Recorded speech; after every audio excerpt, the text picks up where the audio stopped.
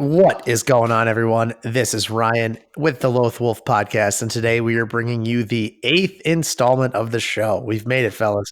Today I am joined once again by the full Loth-Wolf Pack, Jim, Chris, and Dr. Bob, who may be leaving us shortly, depending on if his mic situation hangs in there or not. Bob, before you cut out, how are you doing tonight? You know, it took me 3 weeks to try and set this microphone up, and I still failed at that. So I'm going to really have to step it up for next week's podcast. Yeah, right.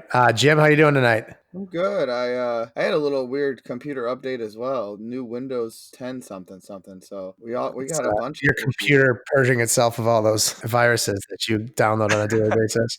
All those cookies. That's pretty accurate. Chris, how you doing? Doing good. Yeah, Ryan, watching World Series time. It's a great time to be alive. So World's time, also a great time to be alive. So yeah, we're doing good. A lot of things with world in the title going on. Oh, That's yeah. true. Very worldly. Good call. Worldly episode. How are you doing, Ryan? We should ask you. How are you doing? Man, I am fired up. Spent the weekend with Jim and Bob. We were at a wedding on Saturday. Yeah, Ryan married the guy. Oh yeah, you're the officiant, right? I was the officiant. It was Nice. awesome. It's the second wedding I've done. He opened with the Wolf Pack intro.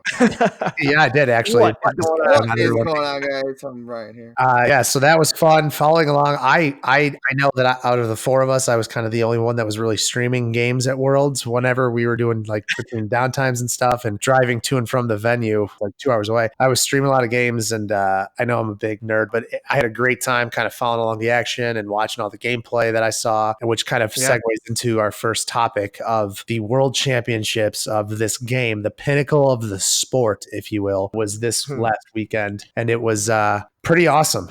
We had some really good stuff. The best thing about it, I will say, it was probably the most accessible of the two worlds that I've followed, just because we had not only the FFG stream, but also the Hyperloop streamed, Entourage Gaming streamed, Destiny Council streamed, and Dice of Failure streamed. So at any point, we had 5 different games streaming at the same time, which was, I mean, for a fan of this game, and for as much as, or as little, I should say, as FFG does to kind of promote it and put it out there, it's awesome when the community is able to do and organize something such like that, where we can all just kind of come together and have just so much exposure and so many options to watch. So I loved it. It was great. I don't know if you guys watched anything, but before we get into kind of the percentages and stuff, what do you guys kind of think of like the presentation of Worlds? Yeah, I was able to catch some of day 1A on Friday when they had that on the official Fantasy Flight stream. I didn't catch any of the other content creator stuff, but it is pretty sweet that Fantasy Flight allowed those people to do that, you know, and just kind of set it up on their own and give additional coverage, because I thought the Fantasy Flight official stream was really, really good. The only negative that I saw was they were only able to cover one feature match. So if that match of that round finished in like 15 minutes, it was just dead air for the next,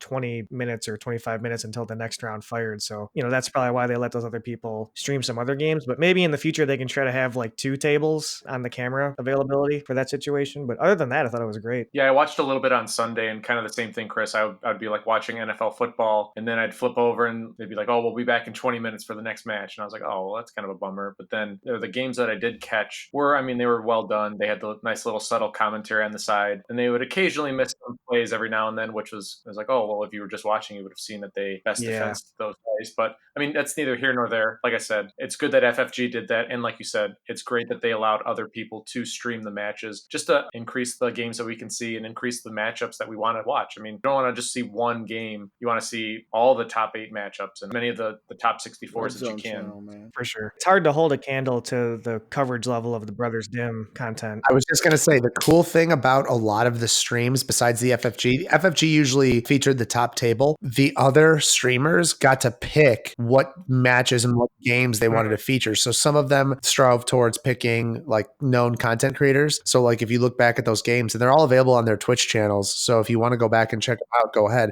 But like a lot of them were like Reflex from the Hyperloops. I think Joe, Bobby Sapphire was on a bunch of them. Drew from ABG. A lot of those guys were featured at these other tables because they just kind of wanted to, like, they know, hey, these guys are going to play well. So let's, instead instead of just two people playing with random decks, they were able to kind of showcase really good matchups, which again really contributed to kind of the enjoyment level that I had watching because I knew it was good Destiny. Yeah. So kind of breaking stuff down, we have the top 64 percentages, relatively wide variety. It's kind of top heavy, but you'll kind of see. So all the people that made day 2, top 64, we have 18 droids that they led the pack. Of those 18, 10 were on Chopper, 6 were on Han, 2 were on Satine. So not many players on Satine build. They kind of ditched it in favor of the more aggro versions. Then next, coming in second, Bob's going to love this. Ready? We had 13 Afra players. Yes. 2 Phasma Grand Design, 1 Order 66 Afra, and then 2 of the E Phasma or E Afra Sentinel Messenger Grievous, and then 8 of the E Grievous single die Afra, single die Sentinel. So I was talking to Bob and Jim at the wedding. Afra, especially day 1A, she was everywhere. She came back in full force. I was one to say, especially with Desperate Measures out there, I said, you know what, Afra might be really tough to pull off. And obviously, I was wrong about that because she was just everywhere. Then we had 8 Raylo, which is really surprising. So out of the top 64, we only had 8 Raylo decks. Then we had 6 Forlom Grievous Sentinel. That was kind of the deck of the cut. Like once you got there, they dominated the kind of the top 8 and top 16s. 6 Palps. 1 Mahdi, 1 Django, 2 Jabba, 2 Watto, 3 Mauls. So 3 people just saying YOLO. And then we had an assortment of decks. The surprising part was there were 3 different mill decks that made it. 1 Yoda Leia, they actually top forward. 1 Lore Bail Anakin, and then 1 Lore 3PO Anakin. So you guys can, if you want to look at the other top 64 decks or all the assortment, those were kind of the main ones that we were going to touch on. But it was a pretty decent assortment. What do you guys think? Is that expected of the top 64 with droids having 18 and Raylo only having 8? How do you look at that breakdown? Jim, what do you think? I'm pretty shocked by the Forlom thing. I know I'm out of the loop, but you guys are in the loop. Was the Forlom deck expected at all? So I'll field that first just because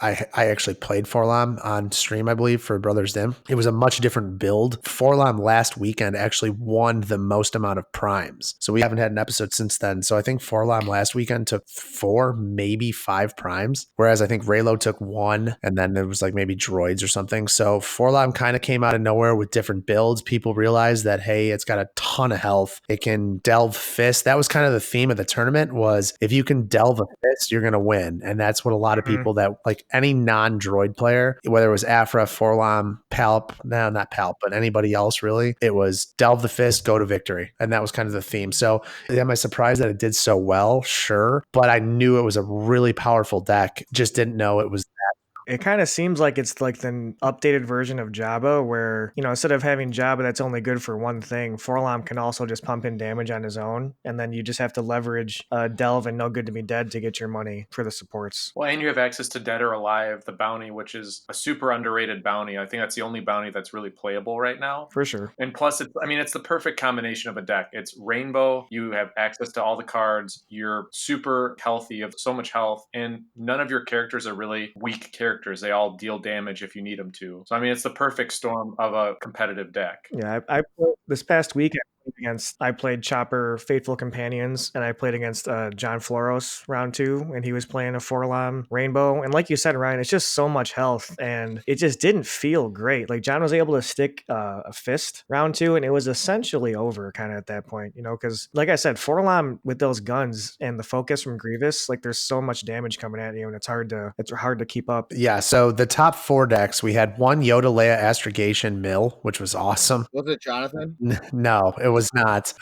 It was a Tulsa local. I think it was like a Team Covenant guy, but he almost, all 4 matches in the top 4, or I guess 3, were fantastic. And they're all streamed. They're so good. I think every game in the top 4 and the championship went to 3 games, which was amazing. So we had Yoda Leia Astrogation Mill. Then we had 2 versions of the Forlom build. So 2 different decks. We had Cruisin' from Entourage Gaming playing it, and then we had Vika from Artificery team. They were both on Forlom Sentinel Grievous, and then the eventual winner was Andrew Rothermel from the Destiny Council on Chopper Droids. And if you guys want to see, I know this is like, I'm going to hype this up like it's Game 7 of the World Series, but if you want to see just really awesome Destiny play, it's on the FFG live stream. The play by Andrew in the championship, he went down 1 game, like he was down 0-1 like really early, and just his play game 2 and 3 with chopper droids against Forlom was insane. I mean, the dude made just crazy plays. I watched the entire thing live for 2 hours of my life. That, say what you will, but it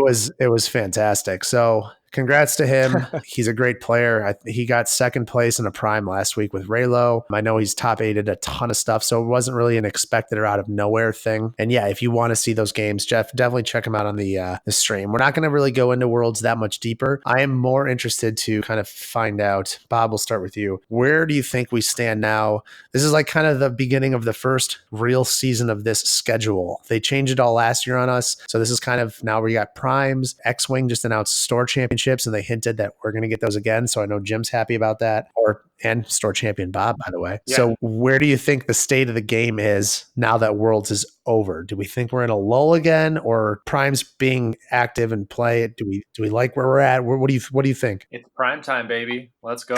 I mean, now we're gonna see primes pretty much. I think, are they every weekend from here on out for a couple months, or is there like a little bit of a break? I think for us, we don't have one in our local. Well, I guess take that back. We do in 2 weeks. I'm sorry. I apologize if you guys haven't been tuning into the podcast. My wedding is in 2 weeks, and all of these Loth-Wolf Pack members will be attending. So no plan for us in Ryan's hometown of Roselle. Yeah. So, but anyways, no, I think the game's in a really good place still. This was a good example of how, yes, there were a lot of like popular builds that we've expected, droids, Raylo, but I mean, you still find some cool spice out there. The villain droid deck against the hero droid deck in the final was very cool. I mean, I love that because I'm a big droids guy, but I think it showed that there's still such a diverse set that you can like make different combinations. And yes, although there are the pairings that we all know, there were plays or like cards that we hadn't seen played in a while that I thought were very in tune with the meta. Like, I don't know if you guys saw, but the guy who was playing, I think the one villain droids deck was playing with Scorched Earth. A lot of people were teching in Scorched Earth as like anti-pelt tech. It's such a great play. I mean, it's like something like, we don't really see that playing that often, but it's a meta call and it worked for a lot of people. Yeah, Jim, what do you think about you? You're pumped about store champs, I'm sure. Where do you think we're at with the game? When are they? So this is all speculation. They didn't officially announce it, but X-Wing just ended their hyperspace trial period, which is basically what primes are to Destiny. And they announced store championships for like the next like 3 months. So kind of the assumption is after primes are over, which is March, they're going to announce the round of store champs, which if everything lines up, would probably fall into the May through July period of time that we were familiar with last summer. Yeah, that's hype. That's cool. Yeah. I mean, it is awesome that the Big Daddy tournament's over and now we get to go to all the fun, more attainable for the average player tournaments where you're not flying out to different locations, but waiting for them to come to you rather than you go to them. So that's more my style. So I'm excited. And just kind of ready for, they've been dropping all the spoilers, which we're going to talk about in a moment. So like just kind of ready for this phase of the game to be done and moving on to the next phase, which I think they're gearing up for and we're gearing up for as well. One thing I do wish would be possible, and how cool would this be, is if the day after Worlds, Covert Missions drops and becomes legal. Well, wouldn't that have happened already? No, I know, but I'm saying like if you could, this is like fantasy world, and if you could organize anything, but how cool would it be just for the cycle of the game is if you have this culmination of Worlds and you have the best deck on the old meta, and then the next day it's like, boom, that's all changed. Here's this new set. So like for me, it's like Forlom's going to win another prime this weekend. Cool. Like all that's going to happen. I don't mind that. Like it's cool because I like seeing the best deck dominate, or if it's chopper, whatever it is. But I do kind of, now that the championship has been won, now I want new stuff. I want new decks. I want new innovations and all that. Yeah, I will be excited to see if and when, if they provide a concrete release date. They have not provided a concrete release date yet, right? Just Q1. Yeah, not yet. Yeah, so like looking forward to them being like, oh, the movie hype and all the end of Star Wars hype and all that jazz. So like if they play their cards right, they're like getting free marketing just by the movie coming out. I feel like they're kind of dropping the ball by waiting. If they wait till like late Q1, that's like a huge mistake. Like the movie's going to be like in theaters still in January. Like take advantage of that publicity and drop that. I think if they could, they would. I don't know if it's in their hands right now. Yeah. Well, and they're missing the Christmas rush, which is a big hit to them too, and they know that. Right. Dude, yeah, they were missing the whole Christmas thing. Like, that is a big blow. I don't know, man. That's weird. All right. Well, we're going to move on since we've spent a little too much time on Worlds here. We do have a ton of spoilers that were dropped at Worlds, either whether it was on stream or via their new promos, the holos and the monochromes, whatever, the foils and non-foils. So we're going to go over a bunch of these. Some of these we're going to talk a little bit more in depthly. If that's a phrase. We're gonna spend a little bit more time on some of these. Others we're kind of just going to gloss over because they're either interesting or not as interesting, but we want to spend more time on the interesting things. So we're going to start off with a new Darth Vader. We're going to start with him first because I think this is one of the more interesting cards that got spoiled. He is a 12 health, 15-point character, and he's got one of the most interesting dice I've ever seen. He is character, leader, pilot, Sith. So he has got 3 different subtypes. He has a 2 discard side, a 1 shield, 1 resource, special, and his special says deal 2 damage to a character. Then if that character was just defeated, discard the vehicle it was piloting. Darth Vader, Victor, leader. Chris, I'm going to start with you. I haven't heard a lot from you in a second here. What do you think about this new Vader? New Vader, Victor, leader. I think he's pretty good, actually. I mean, if you just visually, the die doesn't look that great, but it's basically a 2-gun, 2 discard shield dollar, and that's pretty good. And then giving some upside in a potential environment where there's going to be a lot of piloting going around, I think that's got a lot of potential. I mean, granted, you have to kill the character with the special, but if you can get that off, that's a pretty game-changing type of play to swing it in your favor. But 2 discards really good, and 2 guns is also really good. And 12 health for 15, it's kind of like, a little bit more normal these days, but sometimes maybe 11 health for 15 points. But yeah, I think he's pretty cool. I think he's got a lot of upside here, depending on how the meta shakes out with if there's a lot of piloting going around. You know what else is cool, Chris, about him is it's a non-damage side, and those can be harder to remove sometimes with a lot of mitigation. That's true. Say that's true. Remove dice showing damage. He's not showing damage. He's showing a special. Mm-hmm. Yes, it looks weird because of the special and it's only 2 damage, but I mean, for 15 points, the 12 health at 2 discard will come in huge at times, and then you're just doing 2 damage a pop here and there without having to like worry about like, oh man, they're gonna get rid of all my melee or they're gonna get rid of all my range. So yeah, like top of my head, I just thought, just because I couldn't think of anybody else, I thought about Han Solo Independent Hotshot for 15-15 with him. I don't know, that could be kind of a cool deck, I guess. I mean, Han's the Independent Hotshot, the neutral one has a discard side. That sounds criminal. Nah, my girl Aiden, bro. Yeah, that's true. Yeah, Aiden is Han and Vader together seems criminal. dude, but you know what? Jim goes to Aiden every time.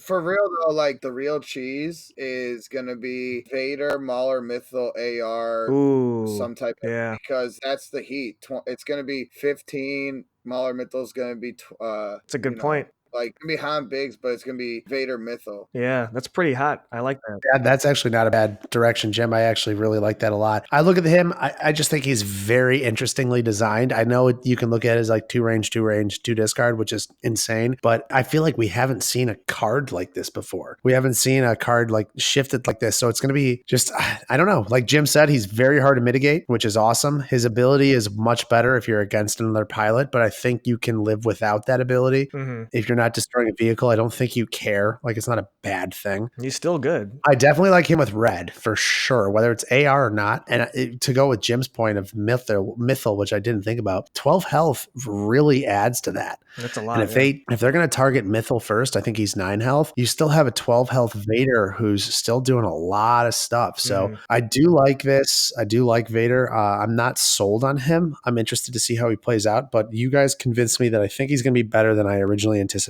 You know, I mean, and it makes sense thematically. Mauler Mythal's supposed to be like his go-to pilot guy, so he's Vader's wingman. It's the pilot version. Doesn't Mythal have a +2? Yeah, and I'm sure Mythal's subtype is pilot, so then you're pilot, and you're getting the leader from Vader and Sith. Yeah. So like, it's funny how it took them. What set was Mauler from? He's from across the galaxy. I just pulled him up. So yeah, his die does not line up well with Vader at all. But not at all, right? It's a +2, right? There's 2 +2s on there. Oh, it's not. But it does line up with the black one. I was gonna Yeah, say he's 1 not plus the 2 plus 2. yeah, like when you get if you went for his ship and then you have Vader technically piloting the black one and not Maul or Mythal, right? Is it the black 2? Oh, The black black 2. I'm 2, sorry. Yeah, yeah. black 2. Yeah, like you have like Vader's the pilot, right? You wouldn't say like Right.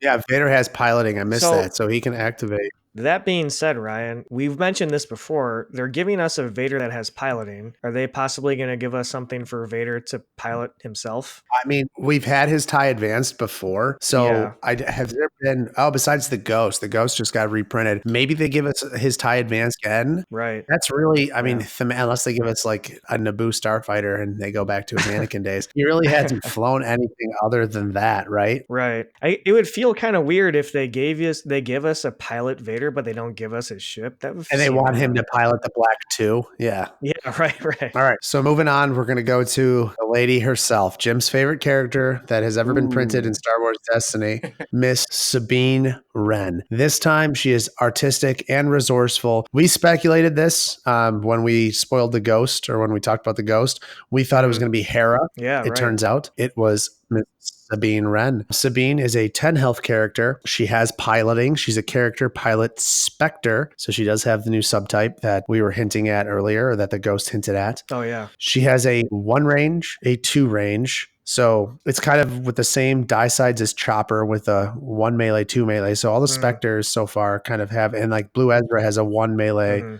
2 melee. So I like the theme here with the Spectres, gotta say. 1 range, 2 range, 1 shield, 1 resource, special. The special says deal 2 indirect to an opponent, or 3 indirect instead if you have a blue die, a red die, and another yellow die in your pool. First thoughts, Bob, hit me. Well, hearing this blue die, red die really leads me to believe that they're probably going to give us the rest of the Spectre squad, in that Hera will probably be red. She's a pilot. And maybe we get Kanan. I don't know. We still have the blue Ezra, so that's an option as well. So, and like you said, their points will probably match up. 1 fish, 2 fish, red Right. fish, blue fish. Put it all together. So I don't know. I mean, this is awesome. I know for us, we all love the Spectres. We all love Rebels. I mean, heck, we're called the Loth-Wolf Pack, for crying out loud. This so is true. we obviously love Rebels.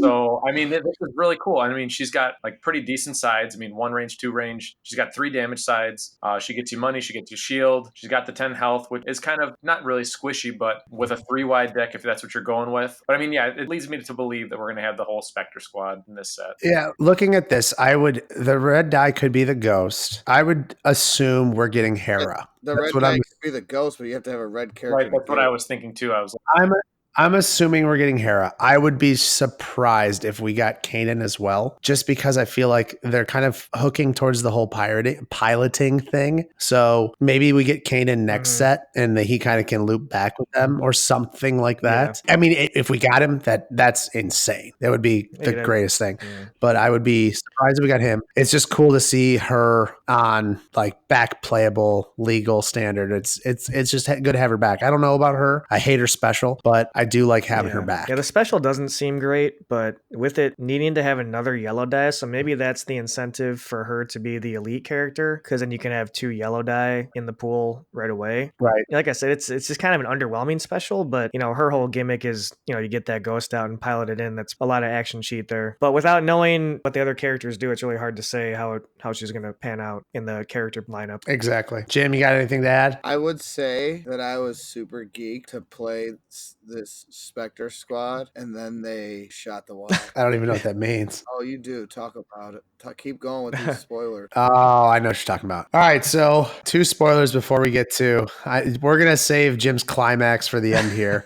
As all things end like that. I'm gonna skip 2 of the spoilers because we got Recurring Nightmare. It's the first downgrade that has a die. Interesting. It's gonna be confusing. Who controls it? Who not? Who doesn't? FFG has to come out with a kind of a clarification. Yeah. Then we have the Imperial Death Trooper. Definitely good with Krennic. Check him out. He got spoiled. I do like him a lot. Really quick, Ryan, if I can touch on him. The Imperial Death Trooper, it's one of the first non-elite characters that you can, or non-unique characters you can have as 2 die. Yeah. So them and the Kashyyyk Warrior, which I'm going to skip over in a second, but you're right. Yeah, they're non-unique, and they can have non-elite and elite options. So that's a good point. That's pretty cool. I like it. I like the concept, yes. And his die is pretty good, especially with Krennic's ability. Yeah, for sure.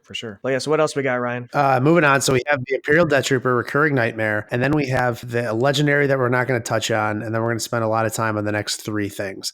So Okay. we have a legendary Sinjir, Rath, Velus. I'll briefly go over him. I think he is trash, but could be fun to play. Apparently, he's an alcoholic in the books, so that gives me a little bit of an incentive to play him. But we have a 12 health character scoundrel, 2 melee, 2 indirect, 1 discard, 1 shield, 1 resource. After you resolve one of this character's character dice, you may place a card from your hand on the bottom of your deck to remove a die showing the same symbol as that die. But he's 14-17. So you have this defensive aggro character who has terrible damage sides with 12 health, just kind of taking the chunk of your points. I think he's absolutely just horse. Sorry, Floros. He seems pretty bad. Unless the placings on the bottom of your deck somehow becomes a thing. I mean, granted, you can remove a die, but with his die, it's just kind of awkward, right? Like, it just has to line up so perfectly for it to work. Best case scenario. Yeah, like, it's just not good. Like, he's not good. Yeah. I mean, I guess maybe he's good against Mill, maybe, because then you're like putting the card back in your deck. He's not even good against Mill because he can't even do damage. I know. Well, that's the thing. I'm just like trying to think of what his gimmick is, because right now looking at it, I'm not impressed. His gimmick is being the person you want to play first round of a tournament. Yeah, I will say, as being a fan of the Aftermath books, I'm pretty excited that they're introducing this character, because then that tells me they're going to be bringing in some other people eventually. So that's cool. I like that a lot. Moving on from the trash, we're going to move on to a subcategory that I think Bob is going to kick us off with, because I think he's the most excited for this subcat or subcat. Ooh.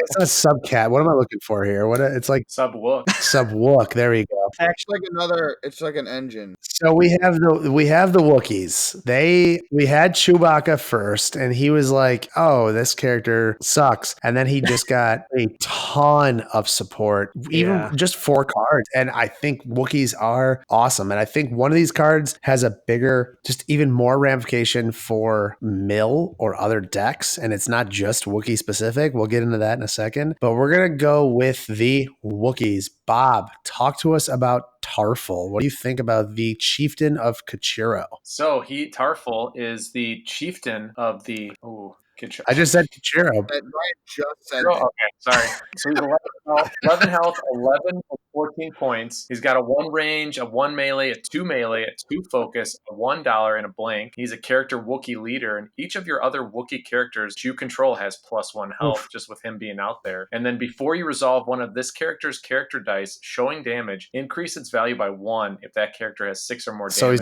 So he's got the rage. Chewie. Yeah, Wookiee rage. And I mean, you're going to obviously put him with as many Wookiees as possible to maximize the health. Dude, he's better than Chewbacca, and he's 14 points. Dude, the Wookiee rage ability that's so good. He's better than Chewbacca, and he's 14 I think this guy's going to be a 1-die character in a lot of Wookiee lists, because 11's cheap as hell, and that is the best 11-point die I've ever seen. And it's hell easy. Yeah. Like, he's got 50% damage sides and a 2 focus. Anytime you can get as much health for as little points as possible, and this is 11 for 11, that's awesome. With a 2 focus. Right, yeah. So I had to look him up because I didn't know who he was, but it says he was involved in the Clone Wars. He's in the third one. He's in episode 3. Yoda says goodbye to him. Oh, really? Yeah, Yoda's like, bye, my And then he says dude." goodbye to Chewbacca. So going with the Wookiee theme. So we'll introduce each card, then we'll kind of talk about each card. We have the Kashyyyk Warrior, which is another non-elite, non-unique character. They have the Wookiee Rage, same thing as Tarfful. They are Wookiee Troopers. 1 melee, 2 for 1 melee, 1 resource, or 1 disrupt, 1 resource. So they're generic, they're okay. 8/11's really good, especially with Tarfful. Then we have the Valorous Tribe Plot. Action, exhaust this plot to move up to 2 damage from a character to a character you control. Then you can spot a Wookiee to heal 1 damage from a character. So that's a 3-cost plot. It's pretty expensive, but it does a lot of stuff. Dude, this is nuts. The dude's 14 points and 2 Kashyyyk Warriors is 16. They would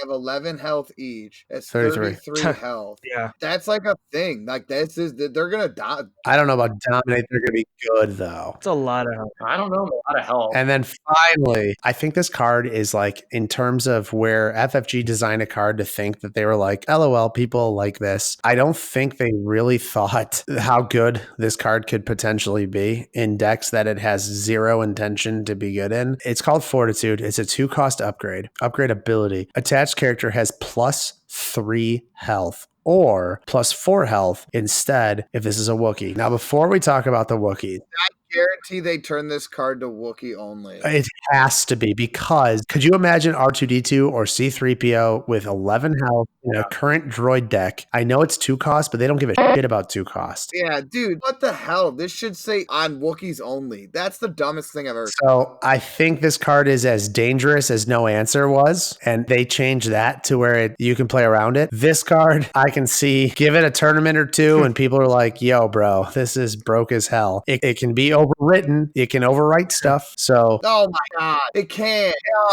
especially in Chopper. Imagine overwriting a salvaged arm in Chopper and then getting salvaged arm back. Sorry, Jim. Yeah. So this card is going to be dangerous going forward. But hey, let's talk about the Wookiees. Bob, what do we think? I think they're going to be really good. I mean, imagine like Jim was saying. You do the 2 Kashyyyk warriors plus Tarfful, and then you have 33 health right there. Plus you get the 2 Fortitudes out there. I mean, now you're dealing with, 39 health? Like, that's insane. Plus all of your other, other ways to generate shields and get other Dude, 41 health. Is it 41? So 33. Yeah, sorry, I can't do math right now. So yeah, 41 health. I don't know any deck that has 40 health outside of the 40-40 format. Shout out 40-40, by the way. The good news is their dice are okay, so they're dealing damage. But dude, if you play them on feed, you're making money. You're doing a bunch of stuff. They get a rage ability, so if you get them up to 6 health, they're gonna do more. Exactly. So I think, this just prolongs them being in their Wookiee rage mode, because at 10 or at 11 health, if once they get to 6, the opponent's like, oh, they only have to do 5 more damage, and then you play Fortitude, just joking, you have to get through 9 more damage. Share that with Dex's Diner. Oh, they're gonna turn this Fortitude card so fast, bro. They have to. Dude, it's not even funny, bro. People pay 5 resources for dark magic and shit, and that only heals 5. And then people are gonna be like, oh, here's the 2 cost overwrite upgrade for 1. Give me 3 more health.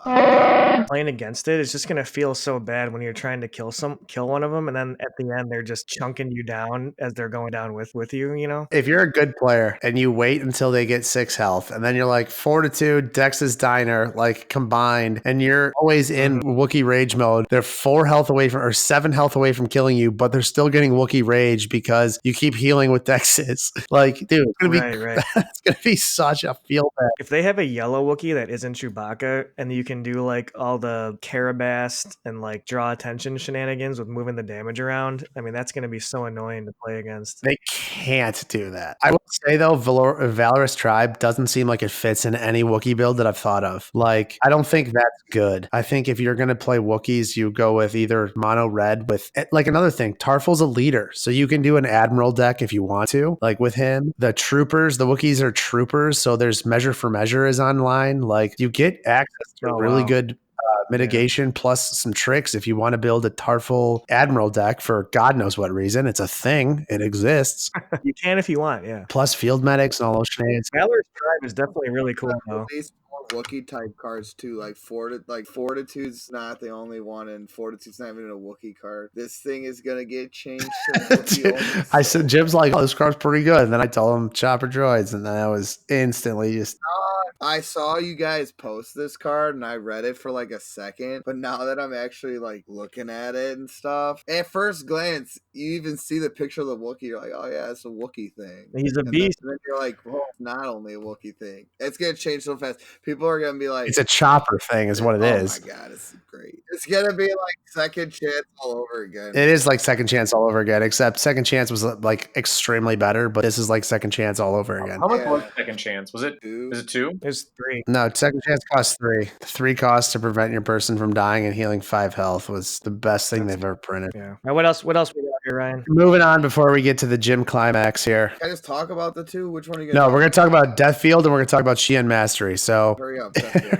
It seems like Darth Bane got some candy here, boys. Shien Mastery, I think, is potentially one of the most broken things they've ever printed, which FFG, I love it. Death Field, I'm not as sold on as you guys seem to be, so we can talk about that for a second here. So it's a 5 cost upgrade, blue character only, action, exhaust this upgrade to roll this die into your pool. So it's not a power action. So if there ever exists a card where we can re-ready upgrades. Mm-hmm. This thing's gonna be insane. 2 indirect, 3 indirect, 3 indirect, 4 indirect for $1, 2 discard, blank. No, or special, I'm sorry. No blanks. It's a special. No blanks. Special, deal 2 damage to each of an opponent's characters. Yeah. Woo! Yeah, that's my. Chris, what do you think? I think it's good. It does cost 5, but I mean that is a monster of a die, and you get to do it twice, possibly 3 times with like Palpatine. So I mean, I don't know. Like I feel like if you can get it down, especially in a Palp deck, I mean you can do potentially 12 damage with 1 die and $3. 83% damage sides. Yeah, it's pretty insane. Seems okay. I guess we can go over Shien Mastery before we kind of circle back to Darth Bane, I guess. Yeah, so Shien Mastery is the brokiest broken thing. Holy hell. This is like Entourage on steroids, I feel like. Yeah. So blue character only, it is a form, so it fits the limit 1 form. It's the new form we're getting this set. After you play this upgrade, you may roll this die into your pool. Yeah, sure. So it's got Chewbacca's blaster, but it doesn't have to be paid, or you don't have to do damage. Deal 2 damage. Okay, so then the sides are 3 melee. 3 melee, you heard that. 2 shield, 2 resource, special. The special says deal 2 damage to a character, and you can remove a die showing damage. Oh my You don't care about bananas! that. What? This is the greatest card they've ever made. I think the play is you play this on Darth Bane. First upgrade you play in the game for $2. Roll it out, get the $2, then activate your character, roll it out again, get 2 more bucks. And I mean, you're already $1 away from getting Death Field. I mean, that's insane. Or it's got a 3 damage, a 2 damage, and a 2 damage side too. Exactly. I mean, that's not bad either. But if you're wanting to make money, I mean, I think at this point we've all seen the power of Sorcery Mastery being able to just be removal on a stick, and this is removal on a stick plus you take 2, so that is absurd. Or it could be 6. It could be 6 melee. It could be 4 shields, 4 resources, 6 melee, 4 damage. Like, come on. Yeah, and with 4 freaking resources. With Darth Bane himself, I had to pull him up. I kind of forgot, but he has a 2 shield side on him himself, and it's like he's gonna be so hard to kill with all these shield sides on that thing. Even this thing on Palpatine is on crack. Jim, what you're getting quiet? Qui-Gon doesn't rotate out, right? Not until set 10. Qui-Gon, look at this. Not until cutie. set. Okay, well, just in general, anything. I don't really anything here. This is the greatest card I've ever made because this is finally puts blue anything fully back. Like it was like back a little bit. Now they finally have like a neutral blue card that is all outstanding. Like Entourage was outstanding. Fist was outstanding. Neemon though. Yeah, but Neemon's fine. This is like really good. Like I think Neemon's above the curve, and I think this thing is bananas. Yeah, bro, this is awesome. This is sick, dude. You go Neemon for 2, and then you override into this Shien later on, and then you're just like grooving and doing work. So this is awesome. I think before we move on to the last spoiler, Ryan, you were talking about how maybe you're not super high on Death Field, which I can understand because it's super expensive. And it's my biggest gripe is that it's indirect. Sure. That's my big gripe. Like for 5 and being that much indirect, the special is fantastic. And if it was like let's say if it was 2 indirect, 3 indirect, 4 for 1, 2 discard special, I think I'd like it way more. Mm-hmm. The 3 indirect is a little bit suspect. Yeah. I mean, I guess just going from a Darth Bane perspective, you and I were kind of chatting about this for a second. I think given what we see now with the current card pool, to make sure you get a big guy, a big ability on Bane round 1, you probably just want to include 2 Death Field, 2 Shien, and 2 Force Storm in your deck just to make sure you have. I would agree. The ability to roll it back in your pool, I think, is good because then the expected damage is probably right around like 5, I would say. So like, yeah, that's pretty good. If you're doing 5 around from 1 upgrade, that's probably why it's so expensive. So it's that there, it becomes a little bit, it's just 5 is hard to justify when you've got a fist. You know what I mean? It definitely changes with Bane. I don't think you run this in a Palpatine deck because I think it's way too expensive. With Bane, I think you definitely run it, but I think it only is ran in a Bane deck. Yeah, I would probably agree with you that Shien is probably better in Palpatine than Deathfield. Yes. But, given how you were saying the indirect sides kind of feel underwhelming, and yes, I would agree. We've all been on a receiving end of when Garlitz rolls in his Force Storm and it pops up as the 4 indirect, or if a Fist rolls in the 3 indirect, it still just feels bad because you're going to take it twice. Yeah, that's why like exhausting it to roll it back in is really strong. Right. Like I think if they made it, since you can get it in twice every round, if they made it like any stronger, it would probably be a little too good. Yeah, I would agree. With Bane, it's really good. All right, so parting thoughts on Deathfield and Shien. Bob, what do you think about Shien? It's really good. And you know what I love the best is that the first side on that dice is the 3 melee. Just thinking about some R2 pairings and flipping that dice to the 3. R2 can't have abilities. I'm not saying him, but I'm just saying I feel him in a deck with this and the other character. Like maybe R2, Obi-Wan. This is going to be a $50 card, man. Yeah. If Neiman went for 50, imagine this thing's stupid. Nah, bro. R2 and Obi-Wan is cool, but why don't you just put it with R2 and Drumroll Beast? I knew you were going to say that. All right, Jim. I will give you your floor here. You can, guys, if you're listening to this, please ignore the moaning that you're about to hear as Jim climaxes when he's talking about this. Table is yours. Perfect, thank you. We finally get an Anakin Skywalker general card, and so he is the dedicated mentor.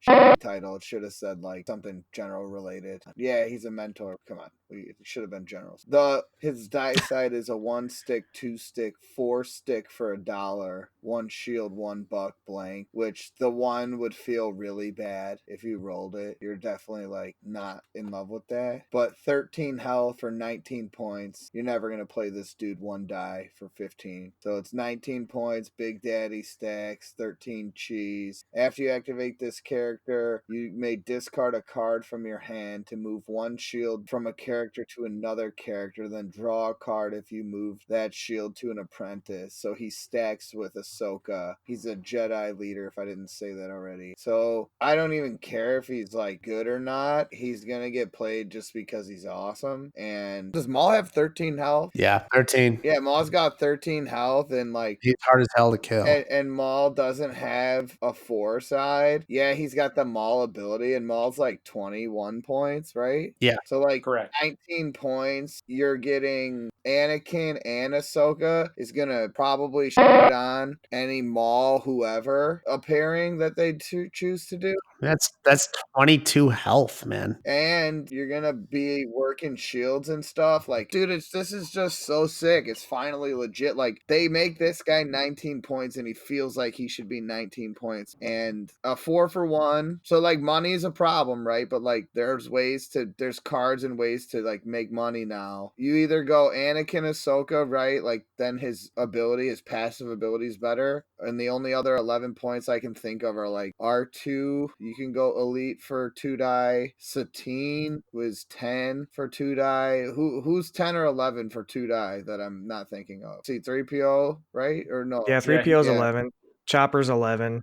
R2's 11. So you go Anakin, or you go Anakin and Ahsoka. That's about where it stops, right? Probably. There's going to be a lot of builds with this guy. And I think here's my initial take as the person who hates big littles and all that stuff. The 4 for 1, when Vader first came out, I was like, whatever. It's Vader. Like, he's expensive as hell. He's never going to be legit. He's got a 2 shield and a 2 money. The 2 money is what sets Vader over the edge. That 4 for 1, man, that's no joke. Like, that's a thing. Like, you have to be aware of that. That's half a droid. Like, the 1 feels terrible. And Vader's got the 2, 3, 4, which makes him just better. And I get why they did this. That's why he's 23 points. The 4 for 1 is not a joke. Also, his ability to steal a shield, it doesn't have to be from your guy. You don't have, if you're against Rayla with him, you take a shield automatically from one of those characters and put it on your buddy. So it doesn't say from your character. You just discard a card, take a shield from Raylo. I'm just using them as an example. You can be on your battlefield, give the shields, and not even worry about it with Anakin because you know you're getting one of those shields back. Pacify, way better with Anakin. I'm sure he is one of the guys. He's the blue hero legendary. There's going to be cards that are built around him. We've already seen it we called it with Bane. We called it with the Ghost. We've already seen support for those 2 cards. I guarantee Anakin's going to get some sort of support. I don't know what, it's probably going to be an event-based thing based on shieldy crap, but I hate to say it, Jim. Have fun with this kid because he's going to be good, man. I like him better than Qui-Gon. Yeah, I mean, yeah, he's sick. Dude, Anakin's so sick, bro. This is going to be so much fun. Something that I was pretty excited about, and we kind of talked about this last time with 2 prominent characters, I guess, Conan Madi and Laura Santeca, having like a discard theme. So for me, they continue to allude to this discard synergy in your own deck. So, I just really think that at some point they're going to be doing something with the discard pile, and I really don't know what it could be or how they're going to do that. But, they keep, sliding these cards in there, like the Scavenger with Lor Santuca, and then the Mahdi basically has the same ability that Anakin has, but just a different end result. So it'll be cool to look forward and see if that ever happens. But I feel like with them kind of hinting at it here and there, that I think they probably are going to want to do something like that eventually. Yeah, like Andy being like, he's like anti-mill, but also not anti-mill, I shouldn't say that. But like, you don't have to do his discard, so it's not that fine, or it's not that bad. So it's not like a do this right now if you have the ability. And like the 4-for-1 really, really throws a wrench into some plans of mill. I mean, I do like this guy. Yeah, but you also, he suffers from Maul syndrome. Remove Anakin's dice, and they're kind of in trouble. Ahsoka's pretty good though. About to say, unless he's with Ahsoka, because Annie's the Jedi, and so her die sides are then they lose the mod, and they're all legit, and nobody is gonna go after Ahsoka first. So like, Anakin makes Ahsoka so much better. Because now you sit across from Anakin and Ahsoka, and they're gonna be like, okay, well, Anakin is a tank daddy, and if I don't go after Anakin, dude, then you like, there's gonna be people that do strategies where they just load up Ahsoka and are just resolving stuff. Activate resolve, and like it would. This is cool, man. I don't know, man. Like, and then if you would target Ahsoka because she's got 9 health, I mean, Anakin's just loaded up. He's fine. I mean, this is yeah. He's an interesting dynamic. It's going to be fun. I'm going to say this right now. One important pairing we forgot to mention: you can pair Anakin with a 10-point Wicket, so that's going to be the new meta. There you go. Get those traps, baby. I was actually thinking, what if you did a 1-point Anakin and then pair him with the new Rey, and then you can synergize the moving of the shields, and then you weigh the Force Anakin. Here you go. Jim tried that dream. You want 2 dice on this bad boy. I know, but I'm just like throwing another pairing. Yeah, I like the idea. I will say this. We're going to do a future podcast. This character right here, Anakin Skywalker, Jim is either going to be on the podcast saying, I'm so happy he's good, or the typical Obi-Wan rant that we get every set. I can't believe they build all these stupid villains and they're 10 points and these fucking Wookiees have 11,000 health each and Anakin Skywalker's not even good. Nobody is good, though. You know we're going to get that rant. Like, it has to happen. No, is good though. It's different. It'd be different if he was like suspect. Like that starter kit Obi-Wan is suspect as hell. The amount of points he costs, and then like his semi fake ass Snoke ability. There's a reason why nobody plays. This guy is bang for your buck. For only 1 more point, you're getting 13 health and you get to steal shields. I'm about him. It's pretty cool. Is Jedi leader. There's a potential for an admiral deck with him. Hey, so flavor text, there is no time for caution. Does that mean they're going to reprint caution? No, there's no time for it. Yeah. The only thing cooler than this is if they would make the 14-point Obi-Wan and a cheap Anakin. I was going to say a good Obi-Wan. Yeah, and a cheap Ahsoka where you could run the whole squad together, like them before their prime, where it's like sick. Okay, 40-40, man. No, Yeah, make it stop. I just want to let people know that Chris and I were playing 40-40 at our local on Wednesday, and people were pretty interested in it. People were hovering around, creating a buzz in the room. All 2 of them. People from across the wine bar were coming over to check it out. It was pretty exciting. Let's play this game. All right, ladies and gentlemen, it is now time for the Idiots Array, hosted by none other than Jim Welsh. Thanks for the great intro. All right, guys, here's what we're going to do today. Only old school. So I got nothing but, what were the first 3 sets called? Spirit of Rebellion, Awakenings, and Empire at War. Yep. I got nothing but Battlefields from those sets. Oh, wow. Dude, this is the worst game I've never played. I'm going to read you the title of the battlefield, and you have to tell me what planet it's on. Oh, wow. There's going to be no stealing, because I got a million of these. All right. In Awakenings alone, they probably put like 12 battlefields. Like, they didn't know what they were doing. So, there's no stealing. If you get it, or you don't. Sound gravy? All right. Let's do it. All right, Ryan's up first. Ryan, what planet is the battlefield Rebel War Room on? Hoth. Okay, Ryan, that is the incorrect answer. It is Yavin 4. The secret rebel base. Hoth was a legit attempt. And I shuffled these I cards. I didn't play Awakenings. This is tough. It's a random order. So, all right, Chris, what battle or what planet are the war-torn streets on? War-torn streets. I want to say Corellia, but I don't think that's right. But top of my head, I don't have another answer. So I'm gonna lock in Corellia. Jeddah. The war-torn streets are on Jeddah. Oh, that's a mill one. Okay, Bob, what planet that you can't miss this one? If you miss this one, you're a jabroni. What planet is the carbon freezing chamber on? Bespin. Yeah. So Bob scores 1. Back to Ryan. Ryan, you can't miss this one. If you miss this one, you're a jabroni. What planet is the medical center on? Oh no! Whoa! This is easily missed. The answer is not what I thought it was. No, you think really? You think it was. I was going to say it's not Camino. Maybe it is Camino, but whatever this card says. Well, sometimes they don't say the planet. Sometimes it's no. I think I know what the answer is, but I'll let Ryan. There's no way you know this. I'm about to Google what this is because, like Mena just said, I think they put this on there. Like it could be on Camino, but it's not. It's a location on the planet. I thought it was Camino. Bob, go ahead. Yeah, it's not Hoth. It's definitely not Hoth. It's definitely not Hoth. Remember when? No, I was thinking like when Luke is in the medical chamber. There's Kaminoans on the card. It's Camino. So what it does say is Khalida. But you know there's on the card, Ryan. K-A. You never played this. Idashoals. So we're gonna give Ryan another shot because that was bull. All right, next one is this is a can't miss. Where's the Jedi Temple? I actually don't know this one. Neither do I. This is still Ryan. Yeah, I know. Dude, the Jedi Temple. What? Yeah, bro, come on. I mean, in like every episode of Clone Wars. Yeah, Coruscant. Yeah, there you go. Okay. Hey, nice, Ryan. All right. We're on. This one's tricky. It's like a planet, but it's not a planet. Chris, where are the frozen wastes? Oh, Ryan still has my frozen wastes. Oh, I probably do.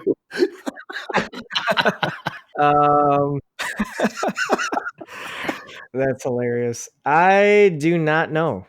I have passed. Is it? Can I say Hoth? Can I say Hoth? Is that a guess? It's not Hoth. It is Star Killer Base. Oh, really? That's dumb. That's dumb. Weird. Yeah, that's real dumb. All right, we're then on to Bob. I'm taking this one out because it was the Emperor's Throne. Why? What is the Emperor's Throne Room? And come on, it's a Death Star. Oh, you don't. You don't get it. You don't even get a shot at it. Oh. All right, this is hard to say. I'm probably gonna mess this up. The Bomar Monastery. Yeah, I've never even heard of that card. The monastery, and its claim ability is resolve one of your dice showing a mod as if it were not a mod.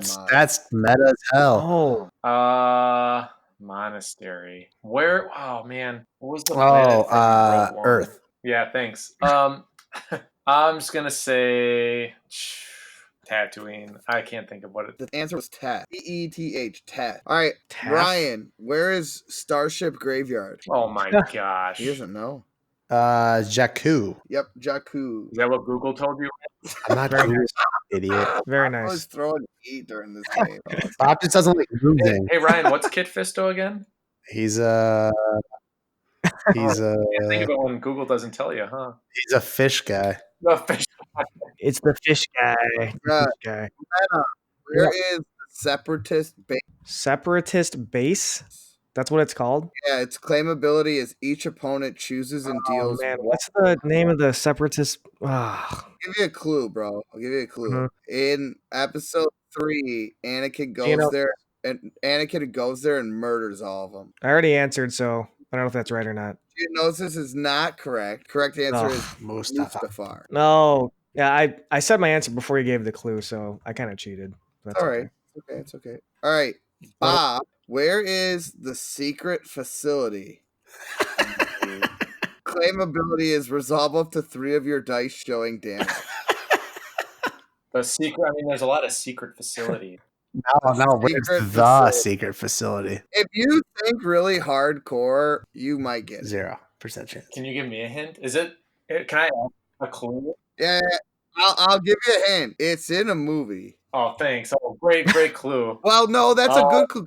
It could be like a Clone Wars thing or like a book thing. It's like in a movie.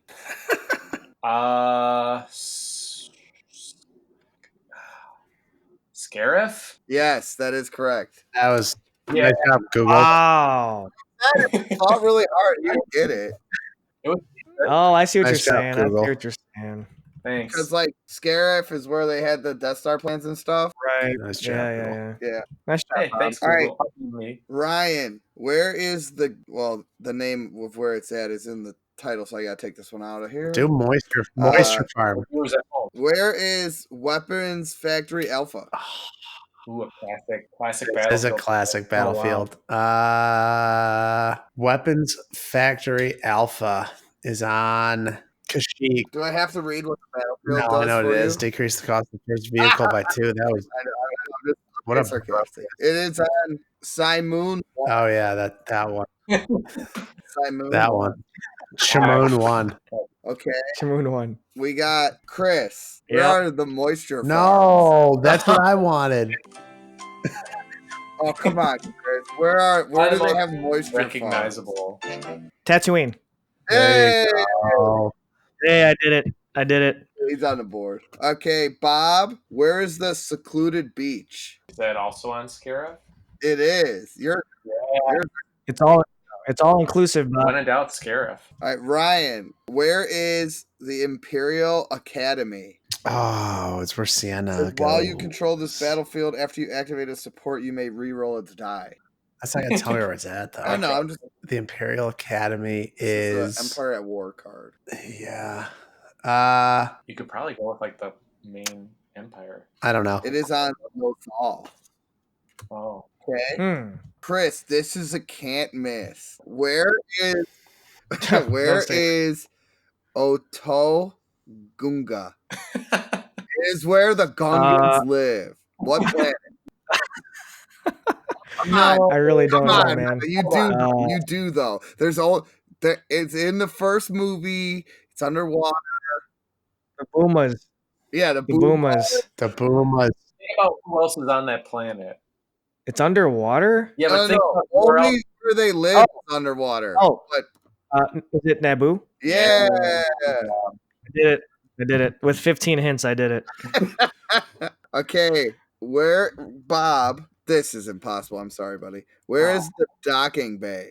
In his pants. So it's on a ship. It's on a ship, It's in but his pants. It's on a ship. I would assume it's on a ship. I thought it was on a ship too. It looks like a ship. It looks like what are you Googling I it? played the docking bay. I played the docking bay before. If you played this docking bay and you get the name of this ship, that's nuts. I'm not gonna get it. I don't. The Rebel cruiser. I have no idea. It's on the finalizer. Would never. I don't even know. Evidently, that's also what he calls his penis. All right, Brian, you can't. X-rated in this episode, ladies and gents. It's rated R for sure. Floros has to get written permission to listen to this. Where's the command center? Lothal. Oh, what? Yeah. Isn't that a replay? What's the score? Yeah. All right, we got Ryan 3, Chris 2, Bob 3. Oh. Ooh. All right. How about 1 or 2 more rounds? I mean, I'm running out of cards here, so. All right, 1 more round. How about 1 more round? Okay, Chris, where is the Port District? Louisiana. Port District? I was going to say Uptown. The Port District. The West Loop? Is that correct? The Port District was on Bespin. All right. Okay, I guess Bob, well, you're getting an easy one, and so is Ryan. But Bob, where is the Moise Isley Spaceport? Tatooine. Okay, correct. Ryan, where is the Ewok Village? Endor. Okay.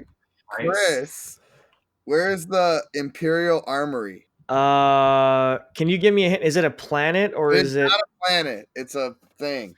Is it on the Ooh, this is a dangerous I think there's thing 2 of to them. say. Is it the Death Star? It is on the Death Star. I was gonna say Death Star 2. All right. All right. So Ryan has 4, Bob has 4. I have 2 cards left in my hand. So now what we're going to do is there's no way either of these get guessed, but we'll try it out. So buzz in if you think you know. A Nautilin, Bob. Battlefield is from Empire at War. Where is the main plaza? Oh. The main plaza. Yeah, this is impossible, Coruscant. bro. Have you heard of the planet? Buzz in. Bob? Bob? Naboo. No. Ryan. Coruscant. Ryan? No. Chris, you can catch up. Oh man, I got nothing. It- Lothal? It is on Vashka. What is that? Exactly. Exactly. All right. All right. Next one is, where is the cargo hold? Bob. Okay. You would have said this is easy. Tatooine. It's wrong. No. It's called cargo hold. Yes. Move an upgrade from a character to another character controlled by the same player. Is it on a I ship? think it's probably. I don't Yeah. think so. Huh. I have no idea. Gleon Psalm. It is on Uravana. Gleon Psalm was fine. Okay. These are deep cuts. These are cuts. super deep. I mean, these are super deep cuts. All right. Bob, you know what So, planet Gleon tiebreaker Psalm is? Tiebreaker? No, what is it? Bob, you know it? I don't. Ryan, Nope. you gotta be making. It's where Tobias Beckett wants to retire to and learn how to play the Val chord. You're a Tobias. Here, Oh, Ryan is I'm a huge Beckett mark. mark. Okay, we'll do a tiebreaker. Buzz in. I'll do one from the current options, okay? Okay. All right. Sith Temple. Ryan. Ryan. Oh, Malachor. It is correct, and you are the winner of Good Idiot job. Ray. Thank you. Play Thank you. This is like, Play the bass line. any celebratory music? Yeah. put me.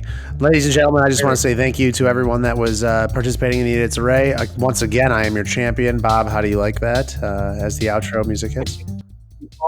You did well. All right. Well, this is our longest episode thus far. Hopefully we edit about a half hour out so we're under that hour timeline that we like. But we want to once again thank you guys for listening to the Loth-Wolf podcast. It's been a blast talking about Worlds and Spoilers with you guys. For this one, if you guys want to leave a comment, let us know what you guys think about our spoiler takes. Not all of them are going to be, you guys aren't going to agree with everything. So we'd like to hear New Brainer. Let us know what you guys think about the new Anakin especially. But as always, for Jim, Chris, and Bob, I am Ryan, and the Loth-Wolf Pack out.